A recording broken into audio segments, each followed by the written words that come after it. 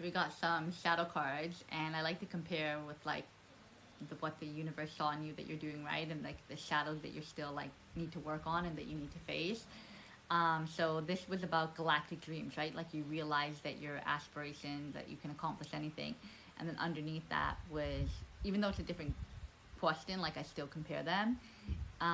This is projection, so it's like the what you need to work on. It says seek the truth within before pointing fingers. So this goes with the galactic wisdom, right? You're starting to look within to help guide you with the choices that you make, right? But something that you're maybe still refraining from seeing, and it could be with family, past relationships, friends, is that you tend to project. You project your insecurities, you project past hurts onto other people. Like you do a lot of projecting where you think you know the truth, but um, you you like basically what's saying that you need to look within, point the finger at yourself before pointing the finger. So seek the truth within before pointing the finger. So it's like if you're judging people, look within, like what traits am I displaying where I'm pointing the finger at others, but am I doing the same thing? Because people are a reflection of what we're doing, right? Like now you're attracting in positivity, but maybe you still have some negative tendencies because we don't just change overnight. We're not just this love and light being. No, we take years of us constantly choosing to be that and dealing with the negative stimuli that comes into our life before we really transform into being that being, right? So it's like you have this tendency to project onto others, project your insecurities, project your hurt, making them thinking that people are going to abandon you, walk away from you, or cheat on you, or hurt you, betray you, something in some way, and you point the finger at other people and say that they did this, this, this, and this, but you need to look within and see what you have done to other people as well, right? Like, how have you hurt others in situation? How have you um, um, how have you mistreated people or whatever, right? So it's like instead of just pointing the fingers at others, look within that, hey, what did I do to draw that in, that experience in, and what tendencies, what areas have I done this in my life before, right? Because none of us are perfect. And then obscurity is the next one. Obscurity, right? In the unknown, there's room for endless possibilities. So projection was, sorry, there's like this fine print, I can't read.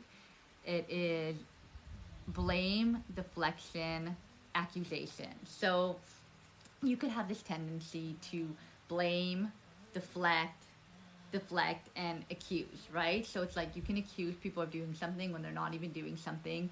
You could accuse people of things because you're projecting your own insecurities onto them. And you could be blaming people for situations not working out instead of taking responsibility and seeing your role to play in situations. And accusation, you could be accusing people of stuff that is not real. So, and deflecting. So when someone tells you that, hey, this is wrong and this is what bothered me, you deflect and you put it back onto them, right? And then obscurity, this, and it's so funny, the endless possibilities, because what was this? One of these is endless possibilities. Your aspiration knows no bounds. And the infinite universe, like that's all about endless possibilities, basically, right? Is there another one? Okay. So those are, you know that the universe is infinite. You know that your aspirations has no bounds. There's endless possibilities. You're not limited to pursue one path. And but this is like darkness, ambiguity, mystery. In the unknown, there's room for endless possibilities. Mystery, ambiguity, darkness. Okay, what am I hearing with this? Um, so I think obscurity too is, hold on for 1 second. So I need to look up what obscurity means just to confirm with what I thought. But it's like obscurity is like difficult to understand, and it's one of those things that I think that you tend to leave things obscure, right? Like you tend to be difficult to understand, and that's, or leave things unknown, or leave things silent, don't explain yourself, just be avoidant, and then these causes people to have endless possibilities in their mind on what you meant by what you said, right? So it's like you have this tendency to um, leave things ambiguous, right? And then like that leaves people in a state of mystery over what you said, right? Like it's like a mystery novel that they have to go and look for the clues and try to discover what you meant by what you just said. So it's um, like that's a kind of form of darkness, because it's like it's not even that it's a form, because it says darkness on this card, but it's more so that like you leave people in the darkness. You leave them in the darkness without them really understanding what you mean, how you feel, what your thoughts are, like because you approach things with obscurity. So that's something you need to work on. Be clear with your communication, be concise, really get on people to understand what you mean and what you feel, and just not just like say something and then if someone doesn't agree or someone says something else that triggers you, that you just say, okay, I'm done, right? No, allow yourself to explain yourself and explain yourself in a way where the person understands. And if they don't understand, then at least you know that you didn't leave things obscure. But at least you explained yourself, not just saying one sentence and then expect the person to understand, kind of thing. So just pay attention to that. And then control came out. So hold on, let me just make sure this is recording. So the next card that came out was control. And is that what is that?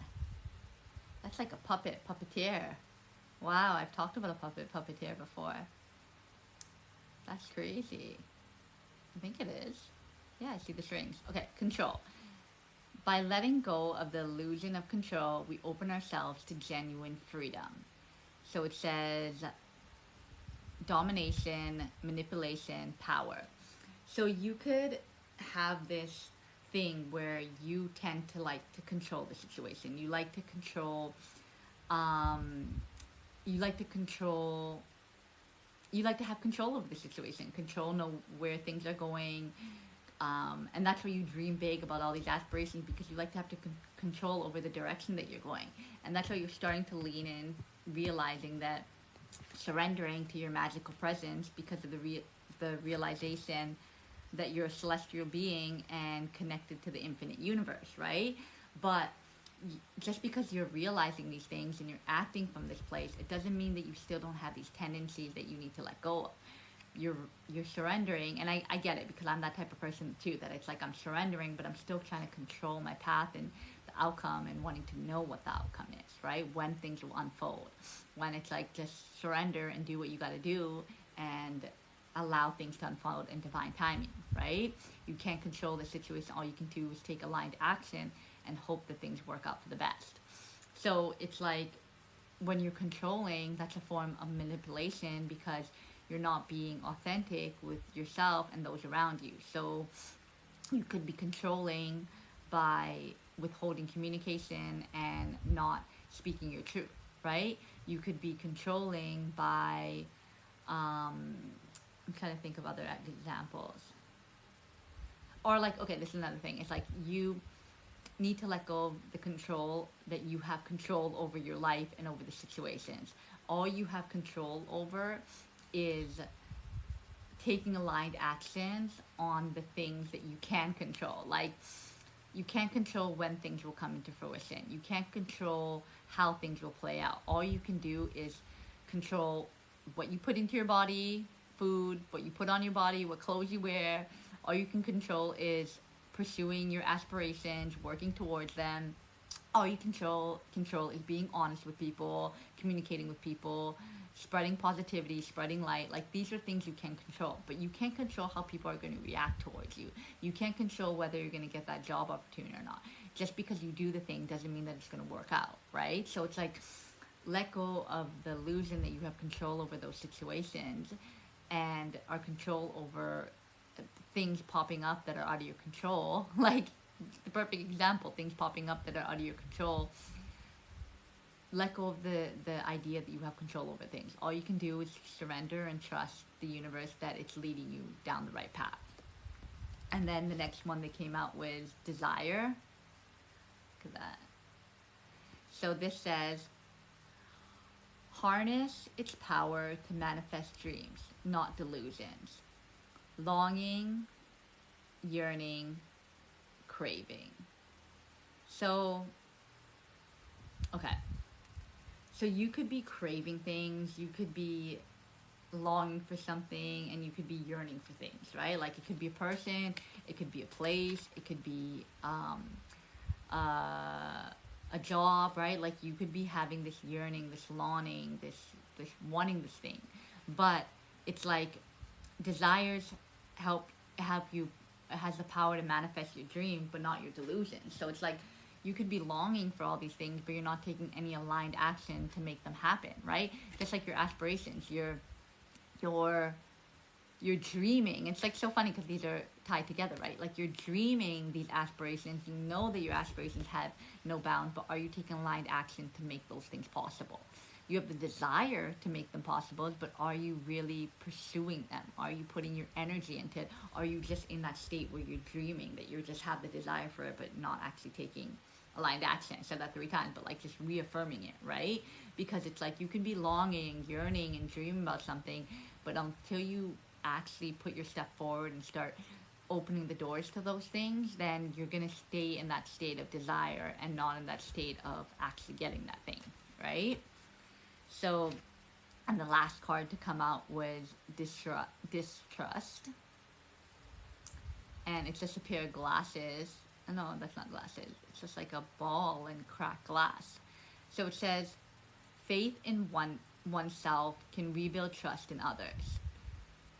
Suspicion, doubt, mistrust. So you could have, it's so funny, it's like this could even be towards a person, right? Like you could be desiring a person, longing for them, yearning for them, whatnot, and that, but yet you don't trust them. You have distrust towards them, or you have distrust towards things actually working out. And that's where your need to let go of control comes in. That you need to let go of, and this could be a person, this could be a place, and this could be a job, right?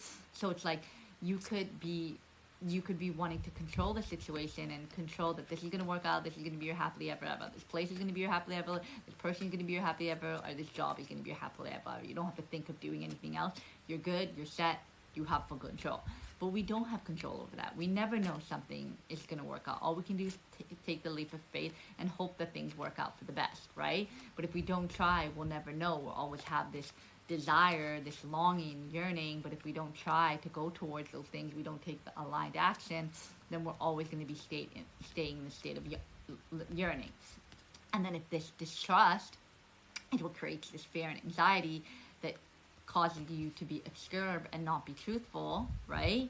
And project and blame that why things didn't work out with these situations, this person, this place, this thing, then you're staying in a state of distrust. Like you need to surrender and really let go of that distrust. Like you need to just like have faith in yourself that your intuition, your galactic wisdom that exists within you is leading you down the right path, that it's not leading you astray, that you're not making a decision from impulse or not knowing, because you've grown, you've been doing the work to grow. So it's like when you've been doing that work to grow and to surrender and trust in the universe, then the universe guides you down the right path. So it's like instead of like you need to let go of your suspicion that things are not going to work out, suspicion of people, having doubt over that the universe is leading you astray, and mistrust, like this is the one thing that's holding you back from your aspirations coming true, because you have this distrust in that the universe is out to get you, that things are not going to work out for you, that things are always going to be hard and challenging. But like you're changing your perspective, you're approaching from love, you're seeing things from positivity.